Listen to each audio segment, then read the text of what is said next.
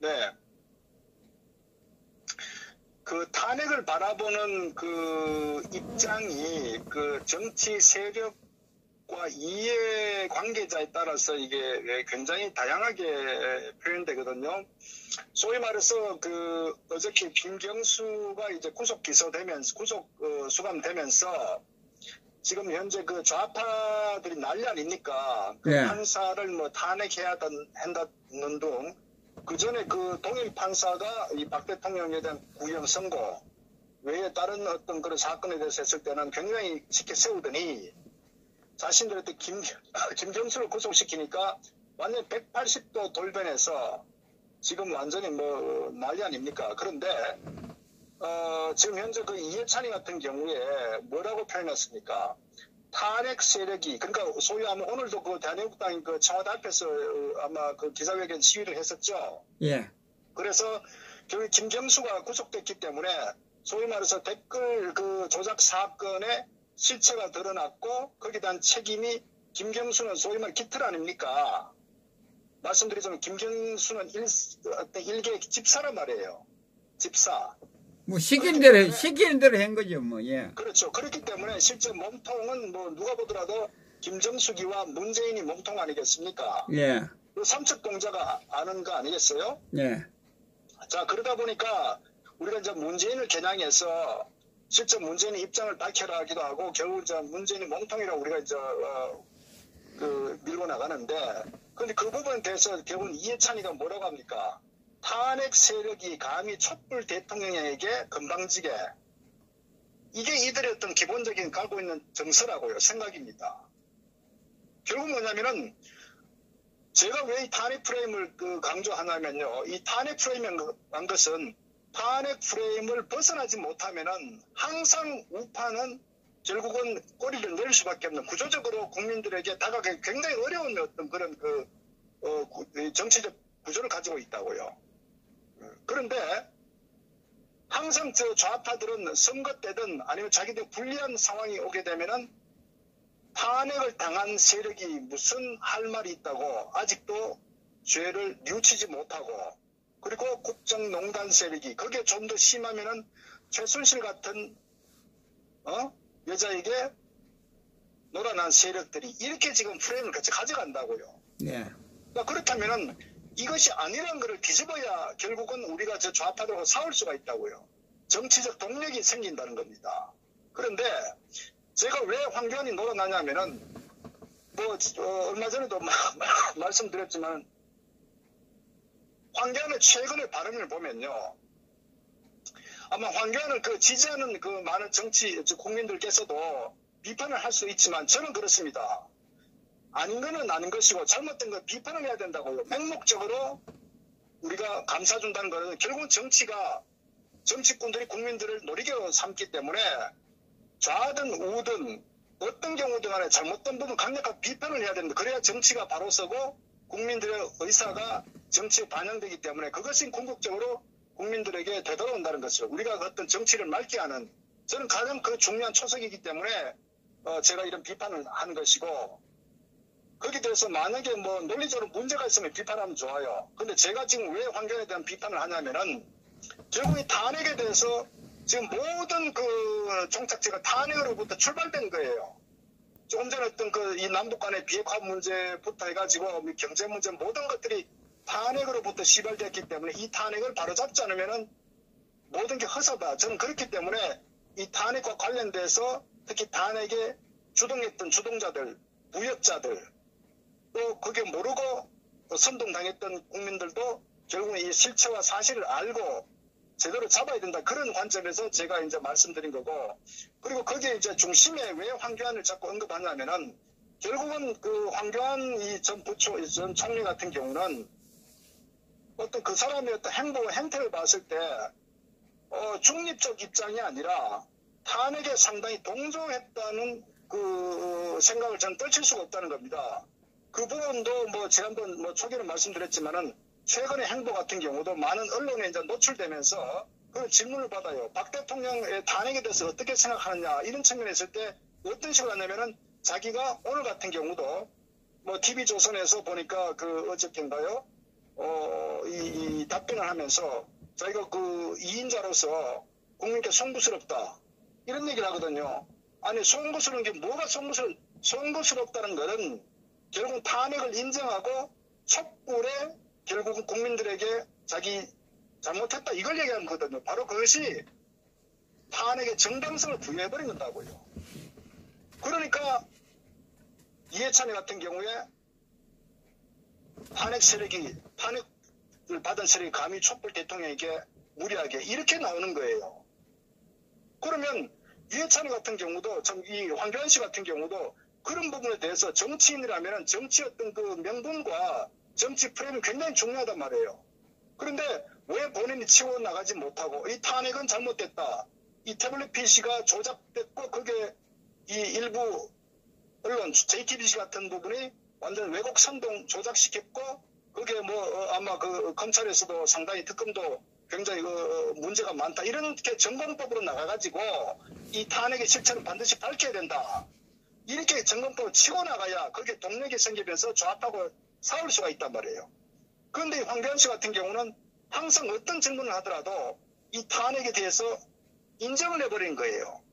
그리고 자기가 송구하다. 이 논리라고요. 그러면서 이제 문재인 좌파 정권이 나라를 망치고 있으니까 소위 우파 국민들이 대동단결해서 문재인 정권을 견제하고 바로잡자. 이 논리거든요. 그러니까 예. 이 사람은 굉장히 정치 공학적으로 접근하고 있다. 그것을 우리가 분명히 실체를 알아야 된다고요. 그러니까 저는 또 이 사람의 논리도 굉장히 문제가 있는 부분이 법치주장합니다. 그러니까 문재인 정부가 굉장히 사법농단을 하고 굉장히 어떤 그 법치가 무너진 것처럼 얘기를 하는데 이 어떤 말 비논리적인 하면은 박 대통령 재판이 주 4일간 10시간 이상 소위 말해서 어떤 그 어떤 그 방어권이 무너진 상태로 재판을 받았지 않습니까? 왜 그럼 그때 한마디 하지 않습니까? 자기가 법률관 하면서. 그건 넌센스 아닙니까? 그리고 옛날 헌법재판소에 있을 때 그 공석일 때 그럼 그걸 정상적으로 할 때 갖다 그리 급하게 서두르는 게 아니라 헌법재판소장을 당연히 자기 어떤 그 법적 권리가 있기 때문에 임명권자이기 때문에 임명을 하고 그 다음에 그게 뭐 2년이 되든 3년이 되든 간에 시한을 못 받지 않고 그 정상적인 충분한 어떤 그 재판을 통해서 그 시시비가 가려질 텐데 그렇게 방치했지 않습니까? 그리고 태블릿 PC에 대해서 이제는 웬만한 아는 사람 다 알지 않습니까? 심지어 그 자한당 내에서도 많은 국회의원들 태블릿 PC 조작된 걸 알고 있지 않습니까? 그리고 태블릿 PC에 대한 특검 자체가 발의된 상태 아닙니까? 그러면 이 JTBC 어떤 이런 이 태블릿에 대한 어떤 그 탄핵의 시발점이 된 이 부분에 대해서 황교안 씨가 모를까요? 아니면 알고도 모른 척 할까요? 다 알겠죠. 다 알고 있죠, 뭐. 자, 그렇죠. 그렇기 때문에 황교안 씨는 법치를 주장할 자격이 없다는 겁니다.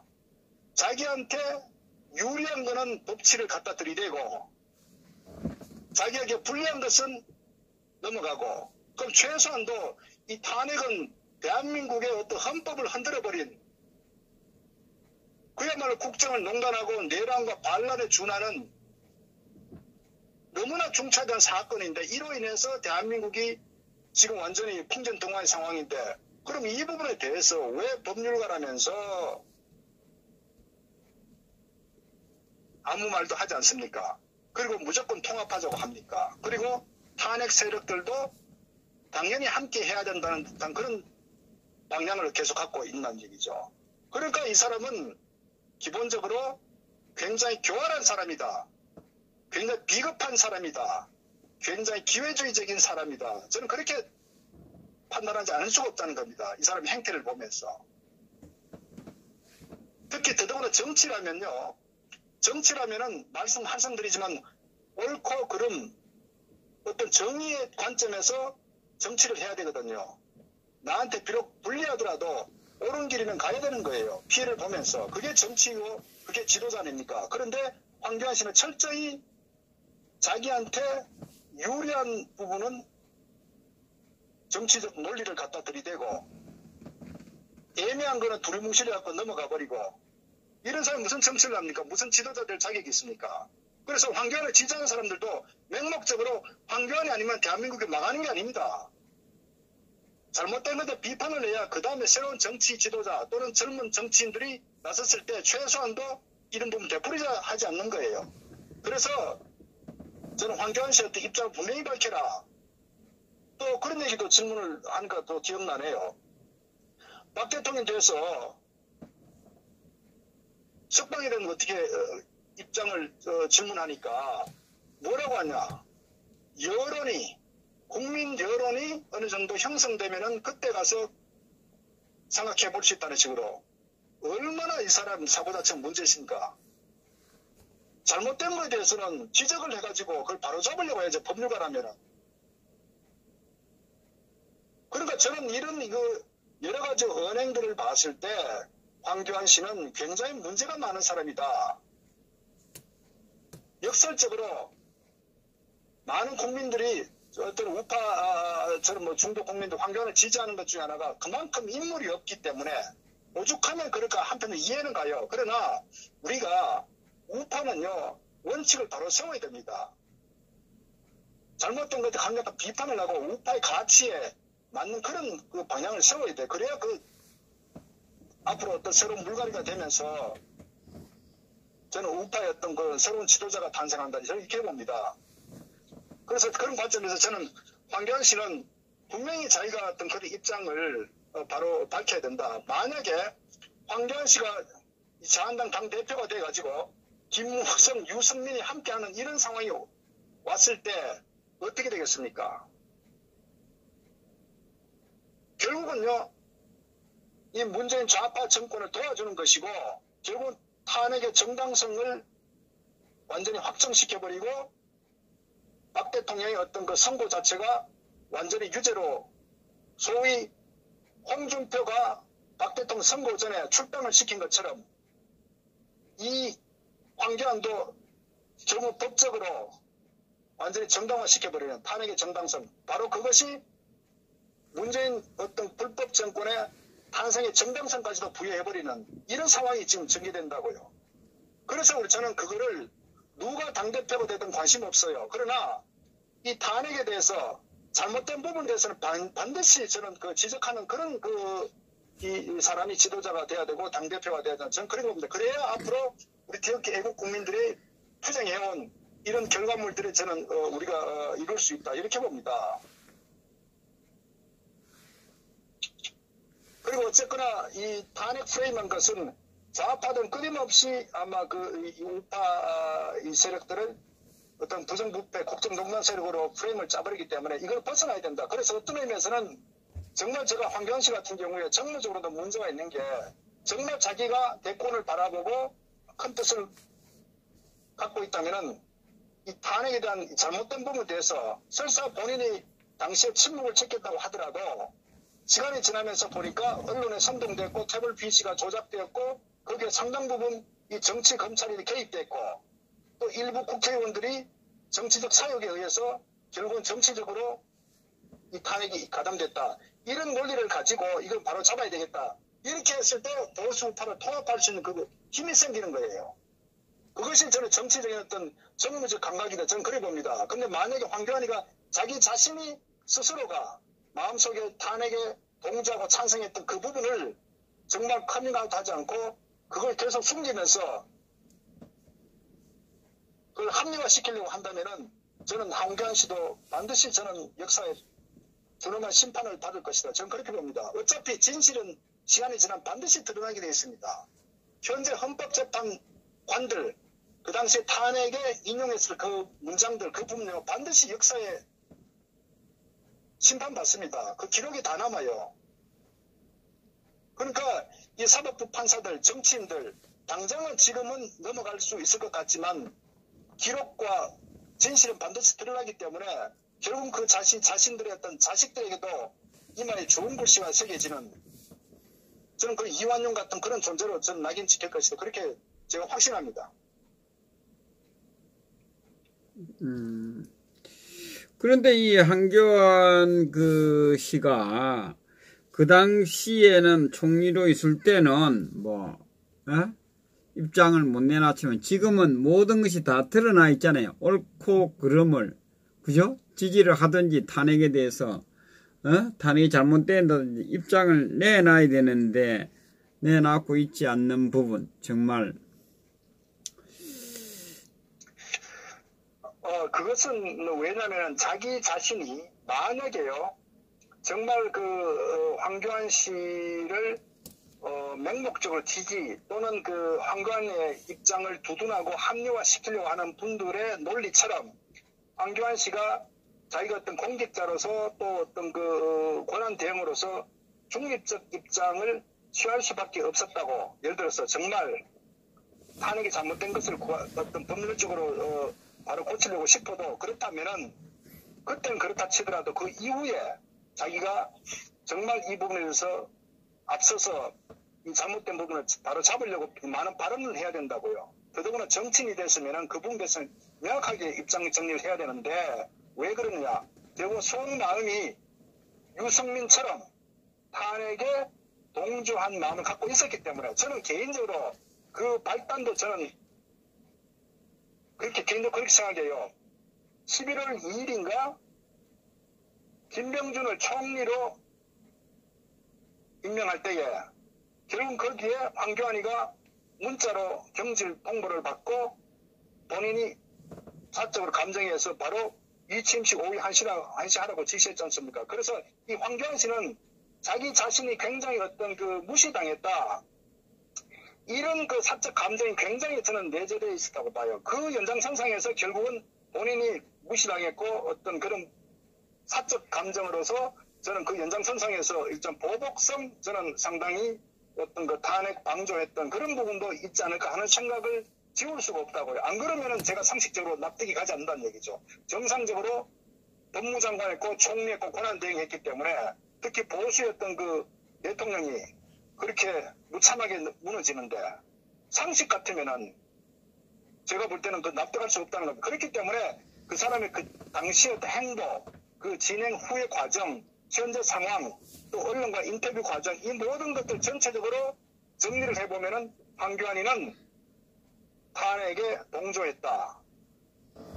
그래서 앞으로 더 정점을 찍는 부분은 향후에 만약에 이 양반이 어떻든 간에 당대표가 돼갖고 향후에 어떤 여러 가지 정치적 행보 과정에 만약에 유승민을 끼안고 탄핵 세력들과 함께 한다. 이렇게 보면은 저는 그건 100% 이 사람도 탄핵의 주동 세력이다. 이렇게 저는 확언해도 무리가 없다. 이렇게 봅니다. 그리고 그동안 거기서 박 대통령에 대한 인식이 마치 어떤 여론이 돌아섰을 때 자기가 또 어떤 행위를 하겠다 하면요. 결국은 더더구나 어떤 눈치 보고 촛불의 눈치를 보고 자기 정치적 소신도 없는 법률적 어떤 판단도 없는 저는 그런 아주 기회주의적인 교활한 사람이다. 저는 그렇게 생각할 수밖에 없습니다.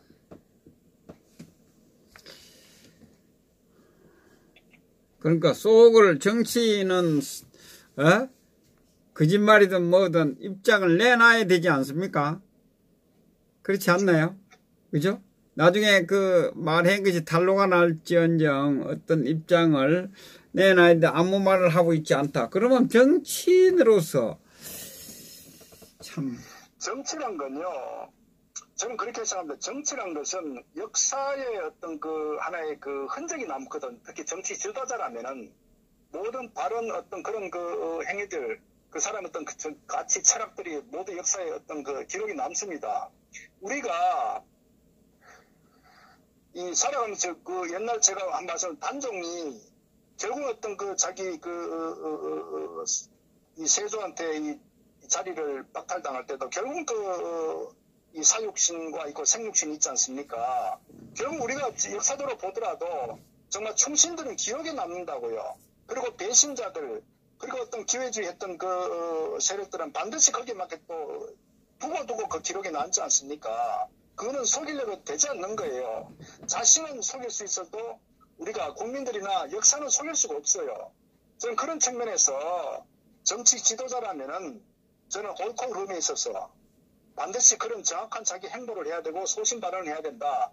인기 영합적인 어떤 그런 국민을 속이고 상대를 속이는 이런 자기의 정치적 사욕을 위해서 정치를 한다면은 그것은 소인배다. 그리고 정치할 자격도 없고 더더구나 지도자가 되어서도 안 되고 그것은 국민들을 고통으로 몰아넣는 저는 그런 결과만 처리할 뿐이다. 이렇게 보는 거예요. 그래서 황교안 씨는 정말 제 스스로가 가슴에 손을 넣고 정치를 정말 지도자가 되려면은 자신의 양심에 어긋나지 않는 그런 그 발언과 행동하기 바랍니다.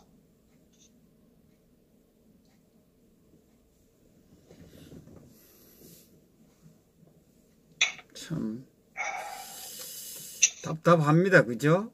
이 보수파 국민들은 이 나라가 잘못됐는데도 태극기 들고 나오지도 않고 지켜만 보고 있고 우리 황교안 씨는 뭐 입장 표명도 안 내고 정치를 하겠다고 또 법조인이잖아요.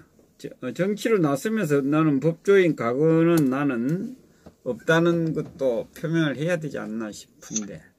제가 이제 또 황교안 씨를 이제 비판을 하고 또 비판을 해야 되는 것 중 하나가 지지는 국민들의 자유입니다. 그러나 우리가 그 정치에 야당 여당이 있고 견제라는 부분이 있거든요. 설사 황교안 씨 저는 뭐 자유한국당 당원이 아니고 투표할 권한도 없기 때문에 제 의사와 관계없이 아마 그 결과는 이루어질 겁니다. 그러나 이런 그 비판과 어떤 그 의견을 본인이 받아들이고 앞으로 정치할 때에 정말 자기 자신이 바라보고 있는 사람이 많다는 걸 알고 저는 정치적 행동을 했으면 좋겠다.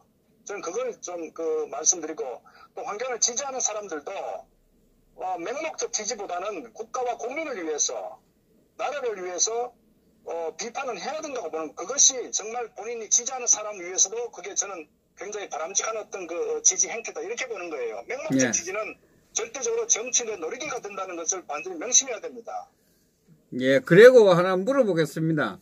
네네. 지금 많은 분들이 양승태가 구속이 되니까 황교안 씨가 다음 차례니까 자유한국당으로 그늘 밑으로 들어갔다는 이야기들을 나가서 보면 많이 하고 있거든요. 이 부분에 대해서 우리 박사님은? 물론 뭐 그런 측면도 배제할 수는 없겠죠. 왜?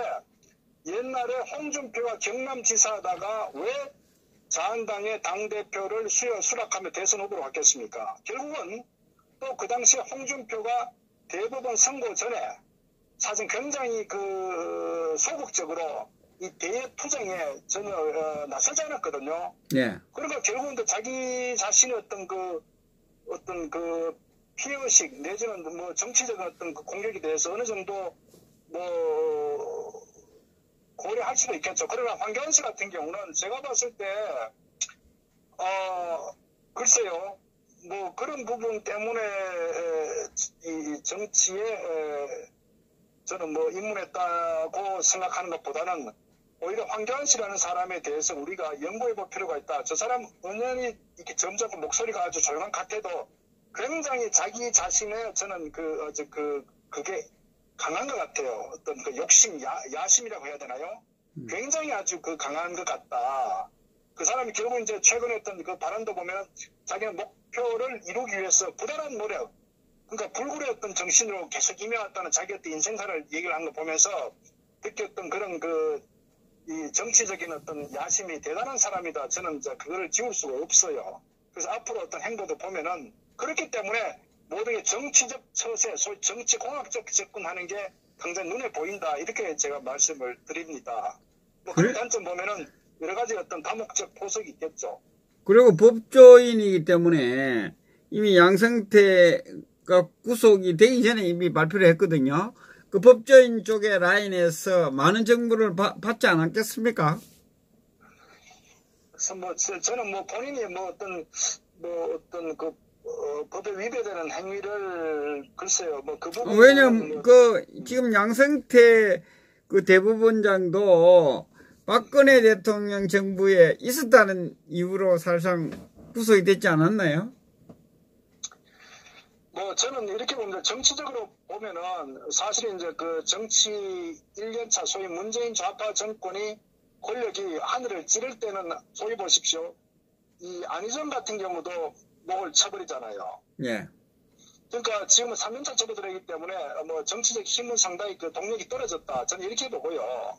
예. 뭐 그런 측면보다는 뭐 어쨌거나 뭐 그건 조금 뭐 별개로 보고요. 어쨌거나 작년까지는 자기들 어떤 그 정치에 걸림돌이 되는 세력은 전부 적폐로 규정해서 전부 다 구속해서 시켜버리는 형태를 갔는데 어쨌거나 뭐 이제는 뭐 상황이 굉장히 많이 바뀌고 있는 게 현실이다. 이렇게 보면은 뭐 글쎄요 뭐 그게 간단치는 않을 것 같아요. 뭐 좀 그런 부분은 좀 무리한 해석 아닌가 이런 생각도 듭니다. 예, 알겠습니다. 수고하셨습니다. 네네네. 다음 거 하겠습니다.